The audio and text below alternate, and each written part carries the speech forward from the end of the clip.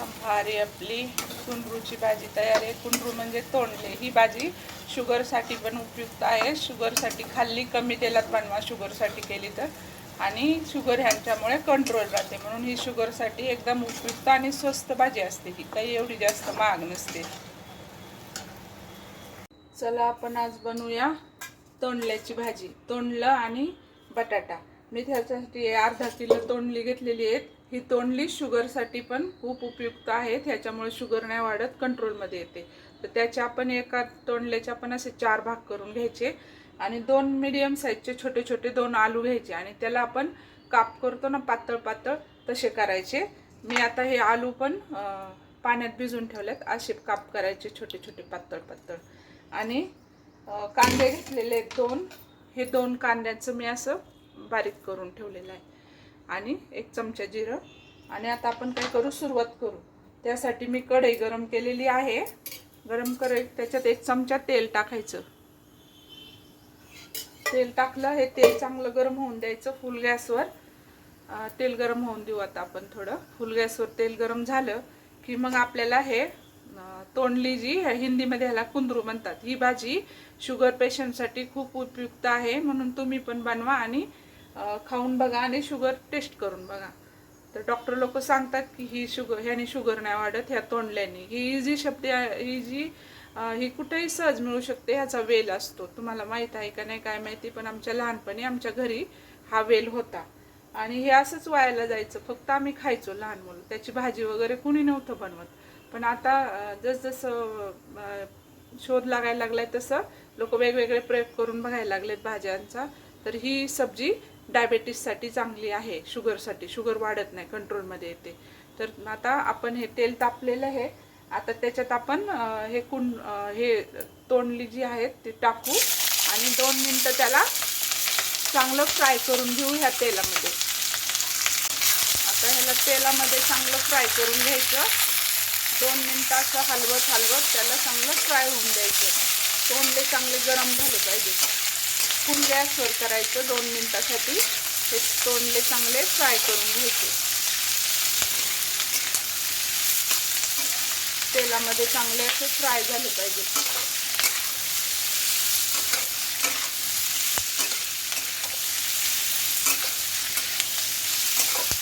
2 मिनिटं मी फ्राय करून घेते आणि मग तुम्हाला दाखवते। आता आपण एकदम फ्राय करून घेतलेले तेलात 2 मिनिटं झालेली आहेत। आता हे चांगले गरम झाले तोंडले। आता त्याला आपण झाकून ठेवायचं आणि एकदम स्लो गॅसवर 5 मिनिटं त्याला आपण शिजवायचं। स्लो गॅस करायचा आणि 5 मिनिटं शिजवायचं त्याला। आता आपण 5 मिनिटांनी परत बघू। आता 5 मिनिटं झालेले आहेत, आपण आता बघू आपलं तोंडली शिजलेत का। तोंडली आता भरपूर शिजलेत। आता ह्याला असं मिक्स करायचं आणि ह्याला काढून घ्यायचं एका ताटलीमध्ये। ह्या ताटलीमध्ये मी काढते आणि असं तिरकं ठेवायचं, म्हणजे ह्याच्यात जे तेल आहे ना ते निथळून बाजूला होतं। आता आपण हे तोंडली काढून घेऊ। आता आपण हे तोंडले असे काढून घेतलेत आणि असे तिरके ठेवले, म्हणजे तेल त्याचं निथळलं। बघा, तेल निथळायला लागलंय, जास्तचं तेल बाहेर निघेल। आणि आता कढई गरम करायला ठेवली, त्याच्यात अजून थोडंसं तेल टाकू आणि त्याच्यात आपण हा कांदा, 2 कांदे जे कापून घेतलेत ते फ्राय करू। फुल गॅसवर फ्राय करून घ्यायचे, 2 मिनिटं लाल होऊन द्यायचा कांदा। आता आपण फुल गॅसवर याला फ्राय करू। आता हा कांदा 2 मिनिटं चांगला असा लाल होऊन द्यायचा। लाल व्हायला लागलाय हा कांदा आपला। 2 मिनिटासाठी असं फ्राय करून घ्यायचा। जसं तोंडले आपण फ्राय करून घेतले तसे हा कांदा पण फ्राय करून घ्यायचा।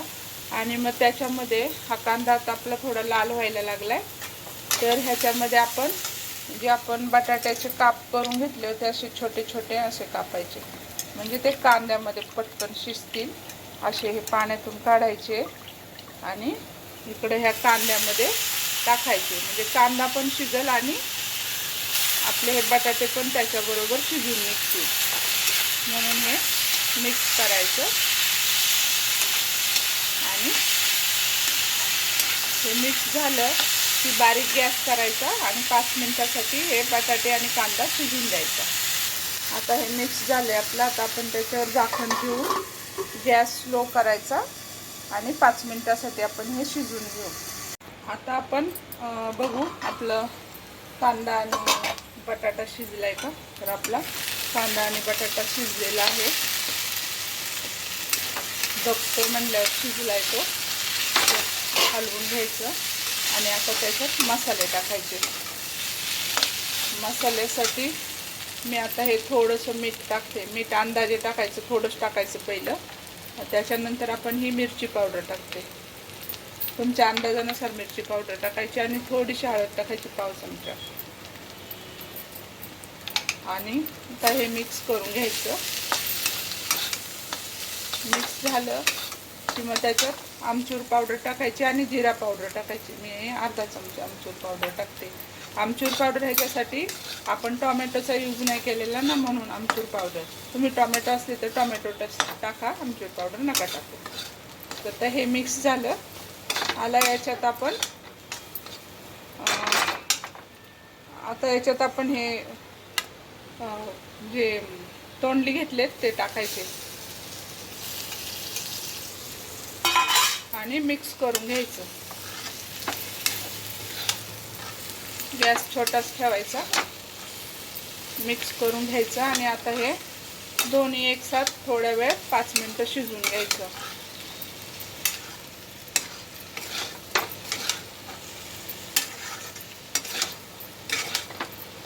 असं हलवायचं आणि मग थोडा वेळ शिजून घेऊ आपण झाकण ठेवून. आता हे मी चांगलं मिक्स करून घेतलंय. आता ह्याला आपण झाकण ठेवून एक 5 मिनिटं शिजून घेऊ. आता 5 मिनिटं झालेली आहेत. आपण आता बघू ही भाजी. आता मी ह्याच्यात ना अद्रक लसूणची पेस्ट पण टाकायची विसरले होते. मग आता मी अद्रक लसूणची पेस्ट थोडीशी टाकली त्याच्यात आणि हलवून घेतलं. आणि थोडंसं कसुरी मेथी टाकायची. कसुरी मेथी नसली तरी चालते, अद्रक लसूण नाही टाकलं तरी चालतं. आणि त्याच्यानंतर आपण थोडीशी कोथिंबीर टाकू आणि ह्याला मिक्स करून घ्यायचं. मिक्स करून घेतलं की आपण ह्याच्यात मीठ वगैरे बरोबर आहे का. तुम्हाला जर तिखट अजून खायचं असेल तर तुम्ही जास्त तिखट पण बनवू शकता. मी डब्यासाठी मुलांच्या बनवते म्हणून कमी तिखट, आणि उन्हाळ्याचं कमी तिखट खाल्लेलं चांगलं म्हणून कमी तिखट बनवलेली आहे. तुम्हाला मीठ मिरची काही कमी वाटलं तर थोडंसं खाऊन बघायचं.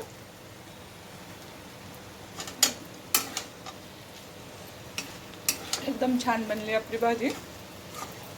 थोडंसं मीठ कमी वाटतंय मला. मी थोडं मीठ टाकणार आहे आणि ही 2 मिनिटं अशी भाजी थोडीशी फ्राय करून घेणार आहे. याच्याबरोबर थोडा गॅस फुल करून 2 मिनिटं फ्राय करून घ्यायची. मी थोडं नमक टाकते. आता मी थोडंसं नमक टाकलेलं आहे आणि लास्टला ह्याच्यात आपल्याला थोडासा गरम मसाला टाकायचा. आता मी हा थोडासा गरम मसाला टाकते. थोडा टाकायचा बस टेस्टसाठी. आणि आता आपली ही भाजी एकदम रेडी आहे. तुम्हाला कमी तेलात बनवायची असली तरी तुम्ही बनवू शकता. मी थोडं जास्त तेलात बनवली, टेस्टी लागते तेलामुळे.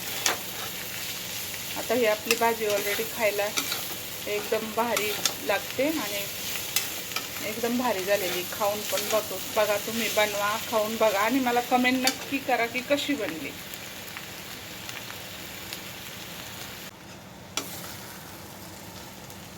एकदम भारी आपली कुंडरूची भाजी तयार आहे. कुंडरू म्हणजे तोंडले. ही भाजी शुगरसाठी पण उपयुक्त आहे. शुगरसाठी खाल्ली, कमी तेलात बनवा शुगरसाठी केली तर, आणि शुगर ह्यांच्यामुळे कंट्रोल राहते. म्हणून ही शुगरसाठी एकदम उपयुक्त आणि स्वस्त भाजी असते. ही काही एवढी जास्त महाग नसते.